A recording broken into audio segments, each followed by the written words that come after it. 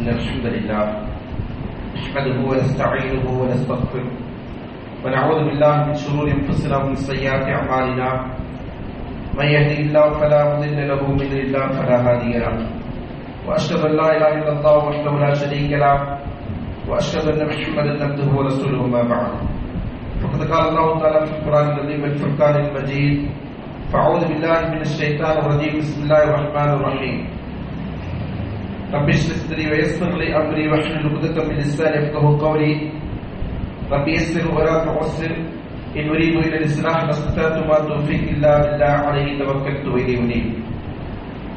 قال تعالى يا أيها الذين آمنوا اتقوا الله حق تقاته ولا تموتن إلا وأنتم مسلمون.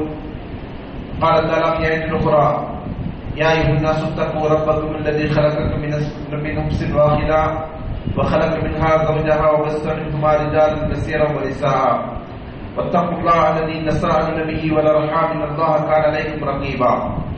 وقال تعالى في آية أخرى يا أيها الذين آمنوا اتقوا الله وقولوا قولا سديدا يصلح لكم أعمالكم ويغفر لكم ذنوبكم ومن يطع الله ورسوله فقد فاز فوزا عظيما. أيها الإخوان والأخوات أوصيكم وإياي أولا بتقوى الله. அளவிலா கருணையாளர் நிகழ்லாம் கூடிய பெயரை கொண்டு ஆரம்பிச்சுகிறேன். அல்லாஹ்வின் சாந்தியும் சமாதானம் நபிகள் நாயகம் ஸல்லல்லாஹு அலைஹி வஸல்லம் அவர்கள் மீதும் அவருடைய வழிமுறையை பின்பற்றி வாழ்ந்த உத்தம சஹாபாக்கள், தாபீன்கள், தபா தாபீன்கள், ஐமாக்கள், இன்னும் நல்லடியார் அனைவர் மீதும் குறிப்பாக அல்லாஹ்வின் இல்லத்தில் அவர் நம் மீது கடமையாக்கிய ஜுமாயின் தொழுகை நிறைவேற்றுவதற்காக வேண்டி அல்லாஹ்வின் தூதர் அவர்கள் காண்பித்த வழிமுறை பிரகாரம் ஜுமாவிற்கு உரிய நேரத்தில் இங்கே ஒன்று கூடி இருக்கின்ற நம் அனைவரும் மீது பல ரஹ்மான் அல்லாஹ்வின் கருணை கிருபை நிலவட்டும் என்கிற பிரார்த்தனையோடு இந்த ஜுமாவுடைய முதலாவது ஆரம்பிச்சுகிறேன். அன்புக்குரியவர்களே, அதற்கு சகோதர சகோதரிகளே, அல்லாஹ்வின் தூதர் ஸல்லல்லாஹு அலைஹி வஸல்லம் அவர்கள் சொன்னார்கள், இன்ன லில்லாஹி அஹ்லீன மினல்லாஹ், இன்ன லில்லாஹி அஹ்லீன வ காஸத்து. அல்லாஹ்விற்கு பூமியில் குறிப்பானவர்கள், அதே போன்று அல்லாஹ்வுக்குரியவர்கள் என்று இருந்து கொண்டிருக்கிறார். அஹ்ல் என்று சொன்னால் சொந்தம், குடும்பம் என்கிற பொருள் அதற்கு இருந்து கொண்டிருக்கிறது. இந்த நபிமொழியில் நபி ஸல்லல்லாஹு அலைஹி வஸல்லம் சொன்னாங்க, அல்லாஹ்வுக்குரியவர்கள், அல்லாஹ்வுக்கு சொந்தமானவர்கள் பூமியில் சிலர் இருந்து கொண்டிருக்கிறார்கள் என்று நபி ஸல்லல்லாஹு அலைஹி வஸல்லம் சொல்கிறார். அவர்கள் யார் என்று கேட்கிற போது அதற்கு நபி ஸல்லல்லாஹு அலைஹி வஸல்லம் சொல்கிறார்கள், அஹ்லுல் குர்ஆனி ஹும் அஹ்லுல்லாஹி வ காஸத்துஹு. அவர்கள் யார் என்றால் அஹ்லுல் குர்ஆன், குர்ஆனை பின்பற்றக்கூடியவர்கள், குர்ஆனை படிக்கக்கூடியவர்கள், குர்ஆனை மரணம் செய்திருக்கக்கூடியவர்கள், இவர்கள் தான் அல்லாஹ்வுக்குரியவர்கள், அவனுக்கே பிரத்யேகமானவர்கள் என்று நபி ஸல்லல்லாஹு அலைஹி வஸல்லம் சொல்கிறார். அன்புக்குரியவர்களே, நாம் எல்லோருமே நம்மை அஹ்லுல் குர்ஆன் என்று சொல்லுவோம். அஹ்லுல் குர்ஆன் என்று சொன்னால் குர்ஆன் வழங்கப்பட்ட சமுதாயத்தை சார்ந்தவர்கள், அல்லாஹ்வினுடைய உம்மத்தை சார்ந்தவர்கள். நபி ஸல்லல்லாஹு அலைஹி வஸல்லம் அவர்களுக்கு தான் அல்லாஹ் இந்த அல் குர்ஆனை அருளி இருக்கிறார். அந்த நபியை பின்பற்றுகிற சமுதாயமாக நாம் இருந்து கொண்டிருக்கிறோம் என்று நாம் அனைவரும் நம்மை பற்றி சொல்லிக் கொள்வோம். ஆனால் உண்மையில் இந்த நபிமொழியில் நபி ஸல்லல்லாஹு அலைஹி வஸல்லம் அவர்கள் சொல்லி இருக்கின்ற அந்த தகுதிக்குரியவர்களாக நாம் ஆக வேண்டும் என்று சொன்னால் அதற்கு நாம் இந்த குர்ஆனை ஏற்று நடக்கக்கூடியவர்களாக இருக்க வேண்டும். குர்ஆனை ஒரு காலம் புறக்கணிக்கக்கூடியவர்களாக இருக்கக்கூடாது. ஆனால் இன்றைக்கு நம்முடைய நிலைமையை நாம் எடுத்து பார்த்தோமேயானால் குர்ஆன் என்பது இந்த சமுதாயத்திற்கு மருந்துக்குத்தான் இருந்து கொண்டிருக்கிறது என்பதாக அல்லாமல் அது வாழ்க்கைக்கானதாக அல்லாஹ் எந்த நோக்கத்திற்காக அருளினானோ அந்த நோக்கத்திற்கானதாக இல்லை என்பதுதான் நம்முடைய சமுதாயத்தின் நிலையாக இருந்து கொண்டிருக்கிறது. அல்லாஹ்வின் தூதர் அவர்கள் உருவாக்கிய அந்த சமுதாயம் குர்ஆனோடு எப்படி ஒரு பிணைப்புள்ளவர்களாக இருந்தார்கள், குர்ஆனோடு அவர்கள் எப்படி தொடர்புடையவர்களாக இருந்தார்கள் என்பதை பற்றி சொல்லுகிற போது ஹஸன் பஸ்ரி அவர்கள் சொல்கிறார்கள், இந்த மன் கான கப்லக்கும் ரஅல் குர்ஆன ரஸாயிலத்தி ரப்பி. உங்களுக்கு முன்பிருந்த சமுதாயம், அதாவது அவர்கள் தாபியீன்கள், சஹாபாக்களுடைய இருந்து கல்வி கற்ற சஹாபாக்களை அடுத்த தலைமுறை சார்ந்தவர். அவர் சொல்லுகிறார், அவருடைய காலகட்டத்தவர்களுக்கு சொல்லுகிறார், உங்களுக்கு முன்பு ஒரு சமுதாயம் இருந்தது. யார் அந்த சமுதாயம்? சஹாபாக்கள். அவர்கள் எப்படி இருந்தாலும் சொன்னா ரஅல் குர்ஆன ரஸாயிலத்தி ரப்பிஹிம், குர்ஆனை அவர்கள் தம்முடைய ரப்பிடம் இருந்து வந்த கடிதமாக அவர்கள் அதை கண்டார்கள், தம்முடைய ரப்பிடம் இருந்து வந்த செய்தியா அதனை அவர்கள் கண்டார்கள். கண்டுவிட்டு அவர்கள் என்ன செய்தார்கள் என்று சொன்னால்,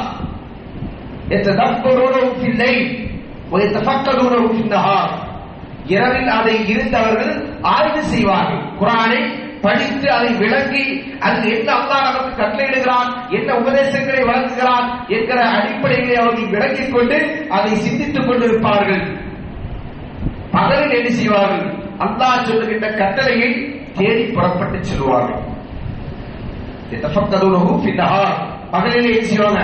அந்த அல்லாஹ்வின் வசனங்களில் அல்லாஹ் என்னெல்லாம் உபதேசங்களை நமக்கு தந்தாரோ, கட்டளைகளை தந்தாரோ, வழிகாட்டுதலை தந்தாரோ அதை அடைந்து கொள்வதற்காக அவர்கள் முயற்சித்துக் கொண்டிருப்பார்கள் என்று இமாம் ஹஸன் பஸ்ரி அவர்கள் சஹாபாக்களை பற்றி சொன்னார்கள். ஆனால் இன்றைக்கு நம்முடைய நிலை என்ன? நம்ம குர்ஆன் ஓத தெரியாதவர்கள், குர்ஆனை ஏறெடுத்து பார்க்காதவர்கள், குர்ஆனை அரபி ஓத தெரியாது, மொழிபெயர்ப்பு தான் எனக்கு தெரியும், ஆனாலும் கூட அதை விளக்க முடியுமா என்றால் அதுவும் முடியாது என்கிற நிலையை நினைக்கிறோம். இன்றைக்கு நாம் இருந்து கொண்டிருக்கிறோம். அன்புக்குரியவர்களே, ஒரு நாள் ஒன்றிற்கு நாம் நம்முடைய கையில் இருந்து கொண்டிருக்கிற தொலைபேசியை எத்தனை முறை நாம் எடுக்கிறோம்? எடுத்துவிட்டு அதில் நமக்கு ஏதாவது மெசேஜ் வந்திருக்கிறதா, நமக்கு வேண்டப்பட்டவர்களுக்கு வந்திருக்கிறதா என்கிற அடிப்படையில் நாம் அந்த வாட்ஸ்அப்பை, அந்த செய்தியை எத்தனை முறை நாம் திறந்து பார்க்கிறோம்? உலகத்தில் என்னெல்லாம் நடந்து கொண்டிருக்கிறது என்கிற நிகழ்வுகளை பற்றி அறிந்து கொள்வதற்காக வேண்டி என்னெல்லாம் அப்டேட்ஸ் இருந்து கொண்டிருக்கிறது என்று நினைக்கிறோம். நாம் அன்றாடம் எத்தனை முறை பார்க்கிறோம்? ஆனால் அல்லாஹ்வுடைய கலாமாகிய குர்ஆனை நாம் நம்முடைய வாழ்க்கையில் எத்தனை முறை திறந்து பார்க்கிறோம்?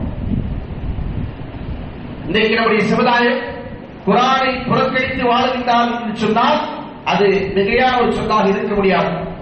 இன்னைக்கு ஜுமாவுடைய நாள், குர்ஆனை ஓத வேண்டும், சூரத்துல் கஹ்ஃபை ஓத வேண்டும் என்பதெல்லாம் நமக்கு அறிவுறுத்தப்பட்டிருக்கின்ற ஒரு செய்தி.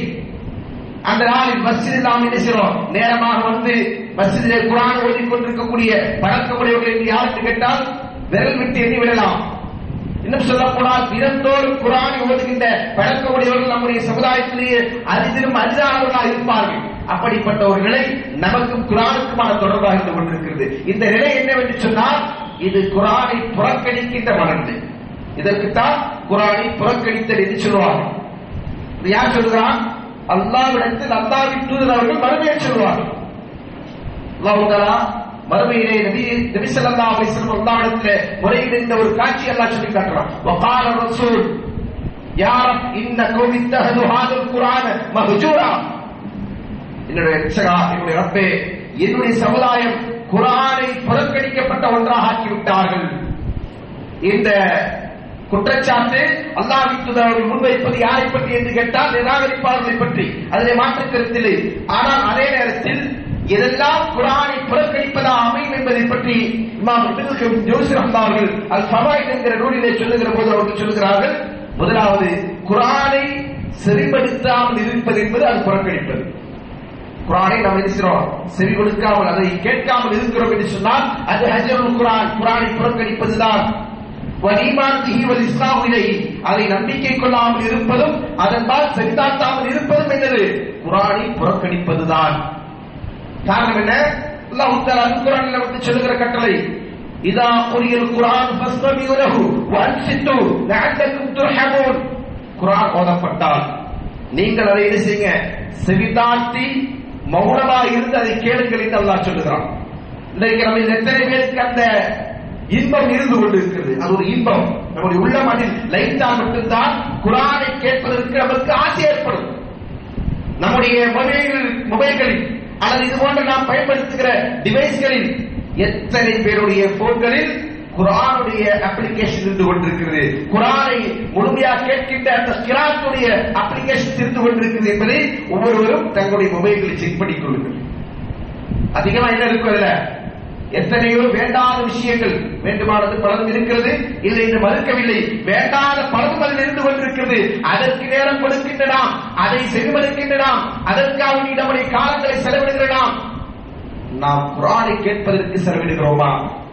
தினந்தோறும் எனக்கு இத்தனை மணி நேரம் குர்ஆன் ஓதுவது என்னுடைய பழக்கம், இத்தனை மணி நேரம் குர்ஆனை கேட்பதனுடைய பழக்கம் என்று சொல்லக்கூடியவர்கள் நம்மில் இருக்கிறார்களா என்பதை நாம் ஒவ்வொருவரும் சிந்திக்க கடமைப்பட்டிருக்கிறோம். அப்படி இல்லை என்று சொன்னால் நம்முடைய மனநிலை என்னவாக இருக்கிறது? குர்ஆனை செவிமடுப்பதை விட்டு புறக்கணிக்கக்கூடியதாக இருந்து கொண்டிருக்கிறது.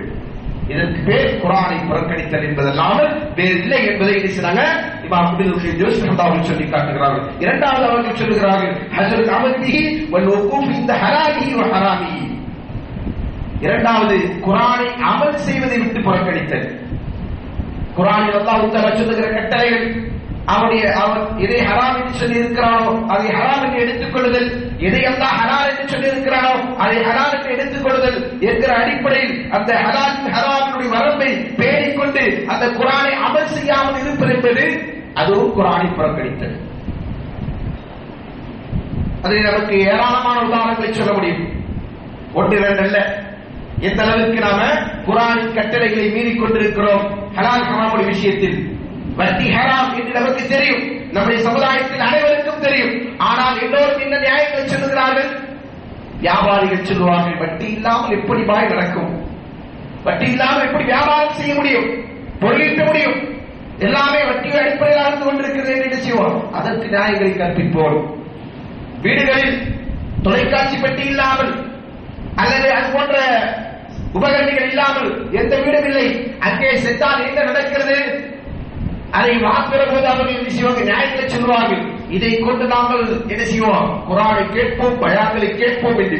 ஆனால் வீட்டுக்கு வந்ததற்கு பிறகு என்ன கேட்கிறாங்க? குர்ஆன் கேட்க மாட்டாங்க, பயான் கேட்க மாட்டாங்க, வேற என்ன கேட்பாங்க? ஆடல் பாடல் காட்சி கூத்துகள் எல்லாம் என்ன செய்வோம்? வீடுகளிலே அரங்கேறிக் கொண்டிருக்கும். இன்னும் சொல்ல போனால் ஒரு முஸ்லிமுடைய வீட்டில் நடு வீட்டில் வைத்துக் கொண்டு அந்த தொலைக்காட்சி மூலமாக அவன் நினைச்சான் வீட்டுக்குள்ளே சிறுக்கையும் அவன் அரங்கேற்றுகிறான். அதில் நடக்கிறதெல்லாம் சிறுக்கான காட்சிகள். அது எங்க இருந்து வேடிக்கை பார்க்கிறாங்க? ஒரு முஸ்லிம் இந்த குஃப்ரான காட்சியை தன்னுடைய இல்லத்தில் அமர்ந்து கொண்டு இல்லத்தில் இருக்கின்றவர்களுக்கு அதை அறிமுகப்படுத்திக் கொண்டு இது போன்ற உபகரணத்தின் வாயிலாக காண்பித்துக் கொண்டிருக்கிறார். ஹராம் ஹலாலை நாம் எங்கே பேடிக் கொண்டிருக்கிறோம்? அல்லாஹ்வுடைய குர்ஆனை அமல் செய்வதிலும் நாம் நினைக்கிறோம் அதை அலட்சியப்படுத்திக் கொண்டிருக்கிறோம் என்பது எந்த விதமான மாற்று கருத்தும் இல்லை. மூன்றாவது அவர்கள் சொல்கிறார்கள், ஹஜ்ரு தஹ்கீமிஹி வ தஹாக்கும் இலைஹி ஃபி உஸூலித்தீன் வ ஃபுரூஇஹி. மார்க்கத்துடைய அடிப்படை சார்ந்த விஷயங்கள், கிளை சார்ந்த விஷயங்களில் நாம் என்ன செய்யணும்? குர்ஆனை கொண்டு தீர்ப்பு வழங்க வேண்டும், குர்ஆனின் பால் தீர்ப்பை நாடி செல்ல வேண்டும். இது அல்லாஹ்வுடைய கட்டளை. فلا وربك لا يؤمنون حتى يحكموك فيما شجر بينهم. நபியே, தங்களுக்கு மத்தியில் ஏற்படுகின்ற பிரச்சனைகளுக்கு உங்களை நீதிபதியாக்கி உங்களுடைய தீர்ப்பை அவர்கள் பொருந்திக் கொண்டு அல்ல எந்த விதமான சஞ்சலமும் இல்லாமல் இருக்காதவரை அவர்கள் யார் கிடையாது? மூமின்கள் கிடையாது என்று அல்லாஹ் சொல்கிறார். அல்லாஹ்வின் தூதருடைய தீர்ப்பு என்று சொன்னால் அல்லாஹ்வின் தீர்ப்பு, குர்ஆனில் வருகின்ற தீர்ப்பு, நபி ஸல்லல்லாஹு அலைஹி வஸல்லம் அவர்கள் நடைமுறைப்படுத்தி காட்டி இருக்கின்ற தீர்ப்பு. அந்த தீர்ப்புகள் நம்முடைய விவகாரங்களுக்கு, நம்முடைய பிரச்சனைகளுக்கு நாம் நாடி செல்கிறோமா இல்லையா? எந்த அளவுக்கு என்று சொன்னால் இன்றைக்கு நம்முடைய சமுதாயத்தின் நிலை, அல்லாஹ் அல் குர்ஆனிலே சொத்தை பங்கிடுகிற போது ஆண் பிள்ளைகளுக்கு 2 பங்கு, பெண் பிள்ளைகளுக்கு 1 பங்கு. இதான் அல்லாஹ் விதித்திருக்கிற நிசாப் அளவு. இது ஃபர்து. அல்லாஹ் விதித்திருக்கிற மீது ஃபர்தாக்கி இருக்கின்ற கடமை. வாரிசுரிமை சட்டம் என்று சொல்ல முடியாது. அதுல யாருக்கெல்லாம் கொடுக்க வேண்டும் என்று அல்லாஹ் எடுத்திருக்கிறான், பட்டியல் போட்டு தந்திருக்கிறான். யாருக்கெல்லாம் எவ்வளவு உரிமை என்பதையும் அல்லாஹ் நிர்ணயம் செய்து தந்திருக்கிறான். ஆனால் இந்த சட்டங்களை நடைமுறைப்படுத்துகின்றவர்கள் என்பவர்கள் நம்மில் குறைவானவர்கள். பெரும்பான்மையான வீடுகளிலே என்ன வாதங்கள் வைக்கப்படும் என்று சொன்னால், அப்படியெல்லாம் நீங்க பிரிக்க முடியாது, எல்லாருக்கும் சரிசமமா பிடிங்க. நம்ம பள்ளியில உட்கார்ந்து பஞ்சாயத்து பேசியிருக்கோம். எப்படி நம்ம பள்ளியில எழுதிருக்கிறாங்க, குடும்பமா வந்து பஞ்சாயத்து பேசியிருக்கிறாங்க. என்னது குர்ஆன்ல இருந்தாங்க சொல்லுது, அதெல்லாம் நாங்க ஒத்துக்க முடியாது, எங்களுக்கு எப்படி தரணும்? எல்லாருக்கும் சரிசமா பிடிங்க. அதுதான் ஆம்பளை பிள்ளை பொம்பளை பிள்ளை தனித்தனியா பிரிக்கிறது சொன்னது அல்லாஹ். அல்லாஹ் சொன்ன சட்டம், அதை அடிப்படையாக கொண்டு தீர்ப்பு வழங்குங்கள் என்று சொன்னால் இந்த மடையர்கள் என்ன செய்றாங்க? அல்லாஹ்வின் சட்டங்களை புறக்கணித்துக் கொண்டு அதன் தீர்ப்பு நாடாமல் இருக்கிறார்கள் என்று சொன்னால் இவர்கள் குர்ஆனை புறக்கணிக்கின்றவர்கள் அல்லாமல் வேறு யாராக இருக்க முடியும்? இவர்கள் குர்ஆனை புறக்கணித்துக் கொண்டிருக்கிறார்கள். அதன் அடிப்படையில் இன்றைக்கு நம்முடைய சமுதாயம் இந்த குர்ஆனை விட்டு அந்நியமாக இருந்து கொண்டிருக்கிறது என்பது இருவேறு கருத்துக்கு இடமில்லை என்று சொல்லக்கூடிய அளவிற்கு சமுதாயத்தின் நிலை மிக மோசமாக இருந்து கொண்டிருக்கிறது. நான்காவதாக, இந்த குர்ஆனை சிலர் படிக்கிறார்கள், ஓதுகிறார்கள். அல்ஹம்துலில்லாஹ், சில மக்கள் இந்த குர்ஆனை படிக்கிறார்கள், ஓதுகிறார்கள். ஆனால் அவர்களும் இதை புறக்கணிக்கிறார்கள். எப்படி படிக்காதவர்கள், அமல் செய்யாதவர்கள், அதை காது கொடுத்து கேட்காதவர்கள் வேண்டுமானால் அதை புறக்கணிக்கலாமே, எப்படி நீங்கள் என்ன செய்யணும்? குர்ஆனை படிக்கின்றவர்கள் புறக்கணிக்கிறார்கள் என்று சொல்வீர்கள் என்று கேட்டால், படிக்கின்றவர்கள் எப்படி புறக்கணிக்கிறார்கள் என்று சொன்னால், இமாம் அவர்கள் சொல்கிறார்கள், ஹஜ்ரு ததப்புரிஹி வ தஃபஹுமிஹி வ மஅரிஃபத்து மா அராத முத்தகல்லிம் பிஹி பிமின்ஹு. அந்த குர்ஆனை அருளியவன் அல்லாஹ்.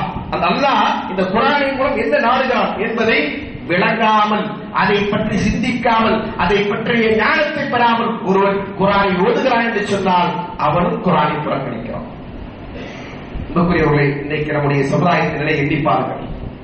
குர்ஆன் படிக்க தெரிந்தவர்கள் எவ்வளவு பேர் இருக்க முடியும் என்று இந்த கூட்டத்தில் நம்ம கேட்டோம் சொன்னா விரல் விட்டு எண்ணக்கூடிய அளவுக்கு தான் குர்ஆன் ஓத தெரிந்தவர்கள் இருப்பாங்க.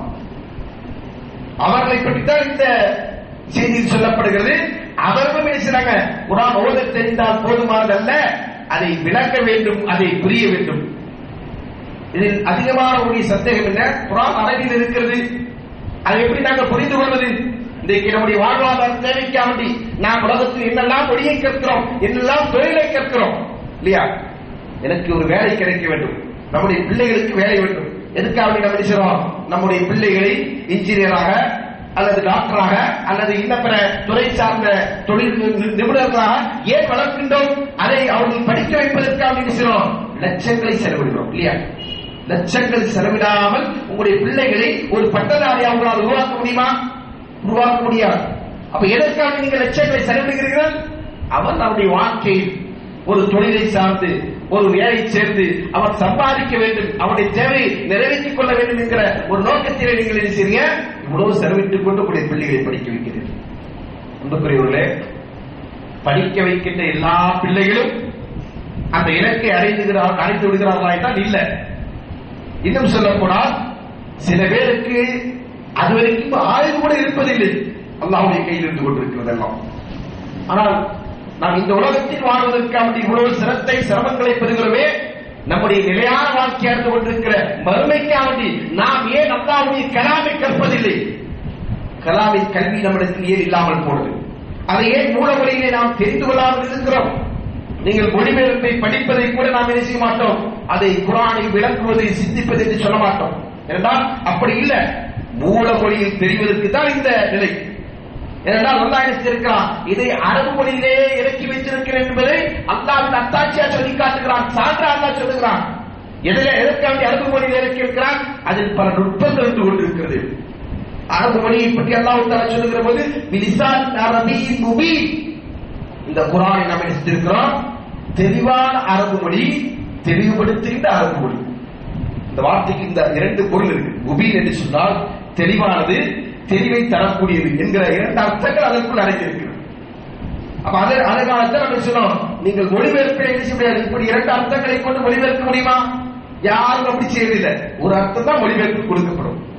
அந்த வார்த்தைக்கு 10 அர்த்தங்கள் இருந்தாலும் அந்த வார்த்தையின் கருத்து 10 அர்த்தங்களை நோக்கி விரிவடையக்கூடியதாக இருந்தாலும் கூட என்ன செய்வாங்க, மொழிபெயர்க்கக்கூடியவர்கள் அவருடைய அறிவுக்குட்பட்டு அவருக்கு இது வசமா இருக்கிறதோ அந்த வார்த்தையை கொண்டு அவரை என்ன செஞ்சிருவாங்க, மொழிபெயர்த்து விடுவார்கள். அப்ப அதனுடைய முழுமையான கருத்து நமக்கு கிடைக்குமா, முழுமையான விளக்கம் கிடைக்குமா என்றால் இல்ல. அல்லாஹ் தஆலா சொல்கிறான், கிதாபுன் அன்ஸல்னாஹு இலைக்க முபாரக்குன், நபியே உங்கள் மீது நாம் என்ன செஞ்சிருக்கிறோம், பரக்கத் மிக்க ஒரு வேதத்தை இறக்கி இருக்கிறோம். சுப்ஹானல்லாஹ், அல்லாஹ்வுடைய கலாம் குர்ஆன் எப்படிப்பட்டது, அது பரக்கத் நிறைந்தது என்று அல்லாஹ் தஆலா அதை எல்லாம் பெருமைப்படுத்தி பேசுகிறான். அடுத்து அல்லாஹ் சொல்லி காட்டுகிறான், லியத்தப்பரு ஆயாத்திஹி, எதற்காக அல்லாஹ் இந்த குர்ஆனை பரக்கத் மிக்கதாக்கி இருக்கிறான் என்று சொன்னால் அதனுடைய வசனங்களை அவர்கள் சிந்தித்து பார்க்க வேண்டும் என்பதற்காக. வலியதக்கர உலுல் அல்பாப், அது மட்டுமல்ல அறிவுடையவர்கள், சிந்திக்க தெரிந்தவர்கள், லுப்புடையவர்கள் என்ன செய்யணும், அதை கொண்டு அவர்கள் சிந்தித்து பாடங்களை படிப்பினைகளை பெற வேண்டும் என்பதற்காக இன்று அல்லாஹ் சொல்லுகிறான். இந்த நோக்கத்தை நிறைவு செய்தவர்கள் நம்மில் எத்தனை பேர் இருந்து கொண்டிருக்கிறார்? அல்லாஹ் குர்ஆனை சிந்திப்பதற்காக இறக்கி இருக்கிறான். இந்த சிந்திக்காததன் காரணமாக இந்த சமுதாயம் பல கூறுகளாக பிரிந்து குர்ஆனை கொண்டு மடமையான காரியங்களை செய்து கொண்டிருக்கிறார்கள். எதை செய்ய வேண்டும் என்று அல்லாஹ் கட்டளையிட்டாரோ அந்த நோக்கத்தை நிறைவு செய்யாமல் குர்ஆனை கொண்டு சடங்குகளை சம்பிரதாயங்களை செய்து கொண்டு வாழ்ந்து கொண்டிருக்கிறார்கள். அப்படி உள்ளவர்கள் என்ன செய்றாங்க, குர்ஆனை புறக்கணிக்கின்றார்கள்.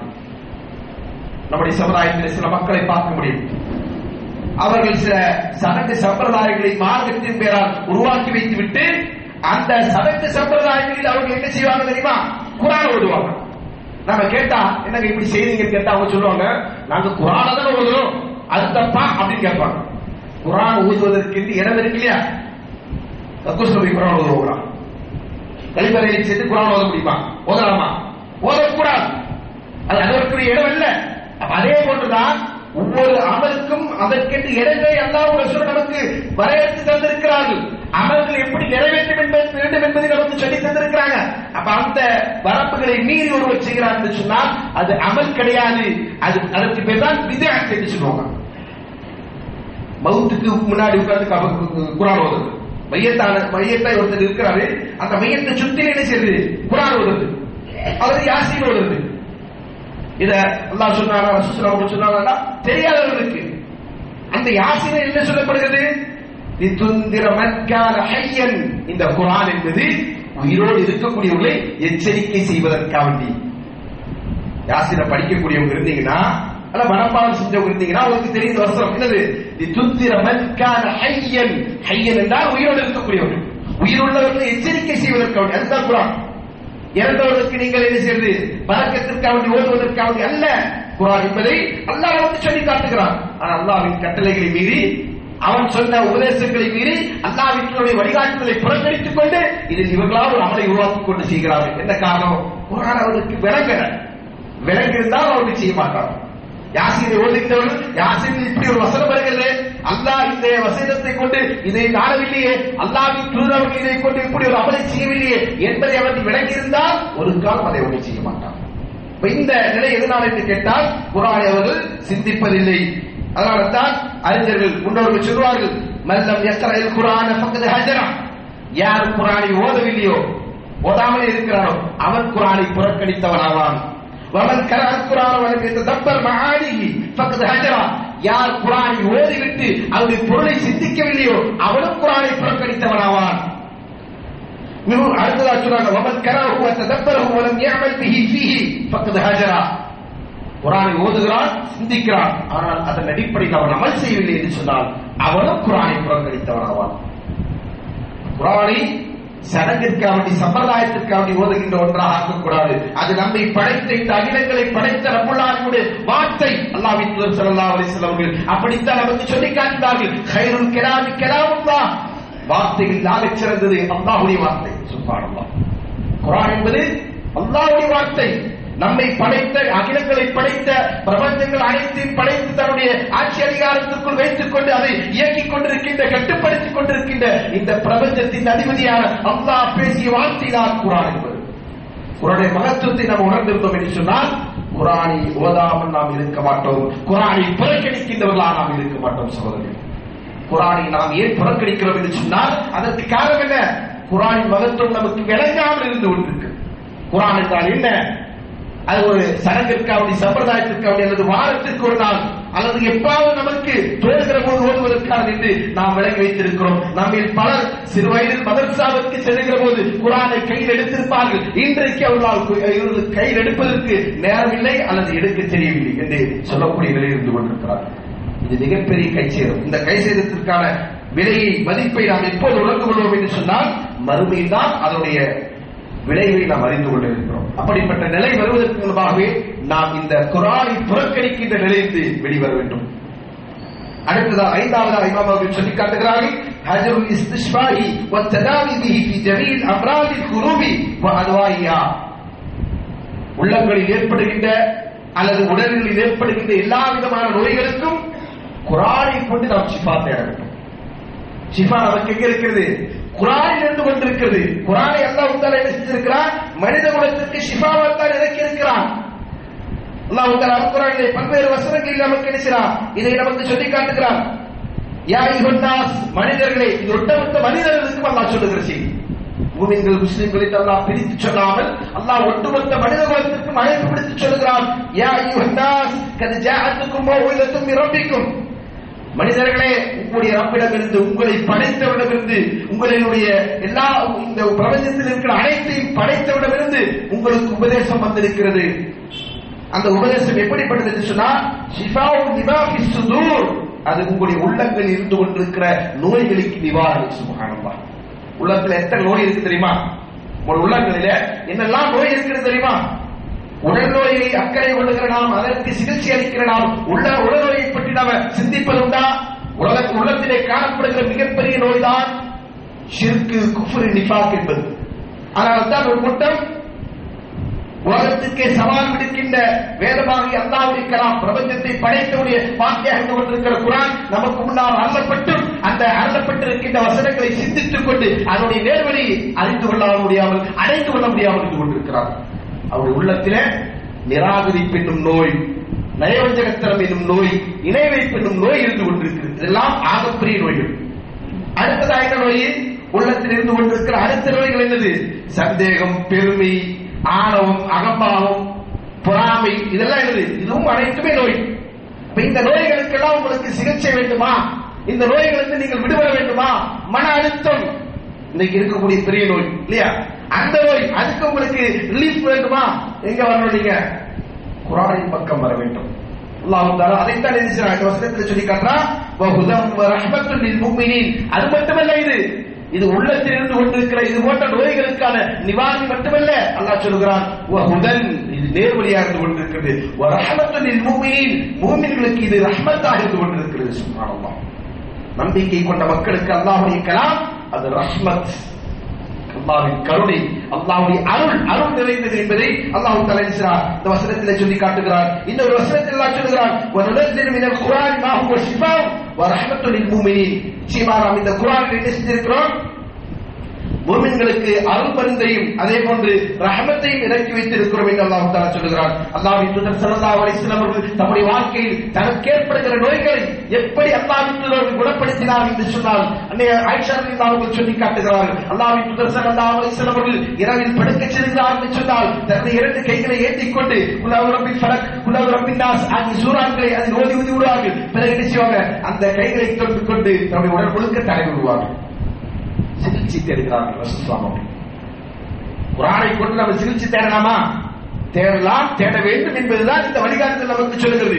எந்த அளவுக்கு என்று சொன்னால் அல்லாஹ்வின் தூதர் படித்த படுக்கையாகி விட்டார்கள், உடல்நிலை மிகவும் பாதிக்கப்பட்டிருக்கிற நேரத்தில் அப்போது என்ன செய்றாங்க? அல்லாஹ்வின் தூதர் அவர்களுக்கு அன்னை அவர்கள் என்ன செய்றாங்க? இந்த நிவாரணத்தை தேடுகின்ற இந்த வழியை அல்லாஹ்வின் தூதர் கற்றுத்தந்த குர்ஆனை கொண்டு சிகிச்சைக்கின்ற இந்த வழியை அன்னை அவர்கள் செய்து காட்டுகிறார்கள். இதெல்லாம் நமக்கு எதை காட்டுகிறது என்று சொன்னால் குர்ஆன் நம்முடைய எல்லா நோய்களுக்கும் நிவாரணம். குர்ஆனை நாம் நம்ப வேண்டிய முறையில் நம்பிக்கை கொண்டு அதை நாம் பின்பற்றினோம் என்று சொன்னால் அல்லாஹ் தஆலா அப்படித்தான் நம்பிக்கையாளர்களை பற்றி சொல்லி காட்டுகிறான். அல்லதீன ஆத்தைனாஹுல் கிதாப யத்லூனு ஹக்க திலாவதி உலாயிக யுமினூன பிஹி. எவர்களுக்கு நாம் இந்த வேதத்தை வழங்கினோமோ அவர்கள் அதனை ஓத வேண்டிய முறை பிரகாரம் ஓதுவார்கள். அடுத்து அல்லாஹ் சொல்லி காட்டுறான், உலாயிக யுமினூன பிஹி, அவர்கள் தான் அதை ஈமான் கொண்டவர்கள். அப்படியானால் இன்றைக்கு நாம் குர்ஆனை ஓதுவது உண்டா? ஓதி அதனுடைய சொல்லப்படுகிற கட்டளையின் அடிப்படையில் செயல்படுவதுண்டா? அதை நாம் சிந்திப்பதுண்டா? அதை நம்முடைய வாழ்க்கையில் நடைமுறைப்படுத்துவதுண்டா என்று கேட்டால் இதிலே நமக்கு தெரிந்துவிடும் நாம் இந்த குர்ஆனை பின்பற்றுகிறோமா இல்லை புறக்கணிக்கிறோமா. இதெல்லாம் நாளை மறுமையில் நமக்கு எப்படி அமையும் என்று சொன்னால் அல்லாஹ் தஆலா அதைத்தான் சொல்லி காட்டுகிறார். வகால ரசூல் யா ரப்பி இன்னகும் இத்தஹது ஹாதல் குர்ஆன மஹ்ஜூரா. என்னுடைய இந்த சமுதாயம் குர்ஆனை புறக்கணிக்கப்பட்ட ஒன்றாக ஆக்கிவிட்டார்கள். நாளைக்கு அல்லாஹ்வின் தூதர் அவர்கள் இந்த சமுதாயத்திற்கு எதிராக குரல் கொடுக்க இருக்கின்றார்கள். அல்லாஹ் நம்மை இதிலிருந்து பாதுகாக்க வேண்டும் என்று சொன்னால் இது போன்ற இந்த பழிப்பிற்கு நாம் ஆளாகக்கூடாது என்று இருந்தால் இந்த பழியை நாம் தாங்க முடியாது என்பது நிதர்சனம். அப்படியானால் நாம் என்ன செய்யணும்? குர்ஆனை நம்முடைய வாழ்க்கையில் ஓதக்கூடியவர்களாக. எங்களுக்கு ஓத தெரியாது, என்ன செய்வது? உங்களுக்கு என்னெல்லாம் தெரியாம இருக்குது? நமக்கு பிறந்தப்ப எல்லாமே தெரிஞ்சுதான். நாம் நம்முடைய வாழ்க்கையில் எல்லாவற்றையும் நினைக்கிறோம், கற்றுக்கொண்டே இருக்கிறோம். பல வருடம் ஒரு வியாபாரத்தை செய்தோம், அந்த வியாபாரம் நமக்கு கைகூடவில்லை. திடீர்னு என்ன செய்யறோம்? இன்னொரு வியாபாரத்தை தொடங்க வேண்டி இருக்கிறது. அப்ப என்ன செய்யறோம்? அது எப்படி, அந்த வியாபாரத்துடைய நுணுக்கங்கள் என்ன, அதை கற்றுத் தேர்ந்து அதை சரியான செய்வதற்காக எல்லா அறிவையும் நம்ம தேடுகிறோம். நம்முடைய வாழ்க்கைக்காக நம்ம என்னெல்லாம் செய்கிறோமோ இந்த உலக வாழ்க்கை, இதெல்லாம் வாழ்க்கை என்று சொன்னால் தற்காலிகமான வாழ்க்கை என்பதை புரிந்து கொள்ள வேண்டும். இந்த உலக வாழ்க்கை என்பது நிலையானதல்ல, நிரந்தரமானதல்ல. அப்படியானால் நிலையாக நிரந்தரமாக இருந்து கொண்டிருக்கிற மறுமை வாழ்க்கைக்காக நாம் ஏன் குர்ஆனை கற்காமல் இருந்து கொண்டிருக்கிறோம்? மறுமை வாழ்க்கை நமக்கு இது எதுவும் நம்மோடு வராது. நாளை மறுமையில் நமக்கு அல்லாஹ் தஆலா சொர்க்கத்தை தர வேண்டும் என்று ஆசைப்படுகிறோம் என்று சொன்னால் அந்த சொர்க்கத்தில் நாம் நுழைந்ததற்கு பிறகு சொர்க்கத்திலே நமக்கு இடங்கள் வசதிகள் வேண்டும் என்று சொன்னால் அதற்கு நமக்கு கை கொடுக்கின்ற ஒரே காரியம் குர்ஆன். அல்லாஹ்வின் தூதர் ஸல்லல்லாஹு அலைஹி வஸல்லம் அவர்கள் நாளை மறுமையில் அல்லாஹ் ஹாமிலுல் குர்ஆன், குர்ஆனை சுமந்தவர்களிடத்திலே சொல்வான், என்ன சொல்வான்? இக்ரா வர்தகி, குர்ஆனை ஓதிவிட்டு அப்படியே உயர்ந்து சென்று கொண்டே இரு. உன்னுடைய இடம், உன்னுடைய படித்தளங்கள் நீ அதிகமாக்கிக் கொண்டே உயர்த்திக் கொண்டே செல். எதை கொண்டு? குர்ஆனை கொண்டு. வேறு எதுவும் நாம் இங்கிருந்து எடுத்து செல்ல போவது கிடையாது. மறுமைக்கு கொண்டு செல்ல முடியாது, கபருக்கு மேலே கூட கொண்டு செல்ல முடியாது. அப்படியானால் இந்த குர்ஆனை நாம் எப்படி நம்முடைய வாழ்க்கையில் அமல் செய்ய வேண்டியிருக்கிறது, அதை எப்படி நாம் கற்றுக்கொள்ள வேண்டியிருக்கிறது? அன்புக்குரியவர்களே, எந்த வயதும் அதற்கு தடையில்லை. நமக்கு எல்லாருக்கும் ஆச்சரியம் தருகின்ற ஒரு செய்தி, அல்லாஹ்வின் தூதர் ஸல்லல்லாஹு அலைஹி வஸல்லம் அவர்கள் இந்த சமுதாயத்தில் குர்ஆனை மனனம் செய்த முதல் ஹாஃபிஸ், முதல் குர்ஆனை மனனம் செய்தவர். அல்லாஹ்வின் தூதர் ஸல்லல்லாஹு அலைஹி வஸல்லம் அவர்களுக்கு வஹீ வரத் தொடங்கியது எப்பன்னு கேட்டா எல்லாரும் சொல்லுவது 40 வயது. வஹீ முழுமை பெற்றது எத்தனாவது வயதுல? 63 வயசுல. அப்ப ரசூல் ஸல்லல்லாஹு அலைஹி வஸல்லம் ஹாஃபிஸ் ஆனது எப்போ? 23 வருடம் கழித்து 63வது வயதில் தான் நபி ஸல்லல்லாஹு அலைஹி வஸல்லம் அவர்கள் ஹாஃபிதுல் குர்ஆன் ஆனார்கள். சுப்ஹானல்லாஹ். இப்ப நம்ம என்ன செய்வோம்? 40 வயசாச்சு, 50 வயசாச்சு, இனிமே எங்க படிச்ச மண்டையில இருக்கும், அப்படிதானே? இதான் நம்முடைய வாதம். இது 40 வயசானவங்க கூட இல்ல, 25 வயசு 30 வயசானவங்க சொல்றது எல்லாம் சின்ன வயசுல படிச்சிருக்கிறோம், அப்பதான் நமக்கு மண்டையில ஏறும் அப்படின்னு. இது நம்முடைய சிந்தனையில ஷைத்தான் புகுத்தி வைத்திருக்கின்ற ஒரு தவறான வாதம். அதெல்லாம் ஒன்றும் இல்ல, எப்ப வேண்டுமானாலும் ஏறும். நம்ம படிக்கணும் நினைச்சா சொல்லுவாங்க, வேணும்னா காய் செய்யோ வேர்வை கூட மழைத்தேடி சொல்லுவாங்க. அந்த அடிப்படையில் நமக்கு தேவை இருந்தால் நாம் கற்றுக்கொள்ள முடியும். அதற்கு எந்த தடையும் இல்லை, வயசும் இல்லை. நாம் எப்போது வேண்டுமானால் முயற்சித்தால் போடும், முயற்சி மட்டும்தான் நம்முடையதா இருக்கும். இங்க 60 வயசாகி கூட என்ன செய்யலாம்? குர்ஆனை மரணம் செய்ய வேண்டும் என்பதற்காக, அல்லது குர்ஆனை கற்றுக்கொள்ள வேண்டும், குர்ஆனை மொழியை விளக்க வேண்டும் என்பதற்காக நீங்கள் உட்கார்ந்து கொண்டு குர்ஆனை படித்தேவையானால் ஒரு ஆசிரியரிடத்தில் சென்று அதற்காக நீங்கள் நேரம் செலவிட தயார் என்று சொன்னால் நிச்சயம் இந்த குர்ஆன் உங்களுக்கு கிடைக்கும். இல்லை என்று சொன்னால் அல்லாஹ் பாதுகாக்க வேண்டும். அல்லாஹ் நம்மை வெறுக்கின்றவர்களாக நாம் மாறிவிடும். ஏனென்றால் குர்ஆனை புறக்கணிக்கின்றவர்கள் அல்லாஹ்வுடைய வெறுப்பிற்குரியவர்கள் இருவேறு கருத்து கிடவில்லை. அப்படிப்பட்ட நிலை நமக்கு வரக்கூடாது என்று சொன்னால் இந்த குர்ஆனை நாம் சரியான முறையில் பின்பற்றிக் கொண்டு குர்ஆனுக்குரியவர்கள் எப்படி வாழ வேண்டும் என்று அல்லாஹ்வுடைய தூதர்கள் நமக்கு வழிகாட்டி இருக்கிறார்களோ அந்த அடிப்படையில் நம்முடைய வாழ்க்கையை அமைத்துக் கொள்வோம். வல்ல ரஹ்மான் நம் அனைவருக்கும் அதற்குரிய நல்ல தௌஃபீக்கினை வழங்கட்டும் என்று கூறி இந்த ஜுமாவுடைய முதலாம் முறையை நிறைவு செய்கிற கூறி கௌலி ஹதா அஸ்தக்ஃபிருல்லாஹ் வலக்கும் வஸ்தக்ஃபிரு லிசாயிரில் முஸ்லிமீன்.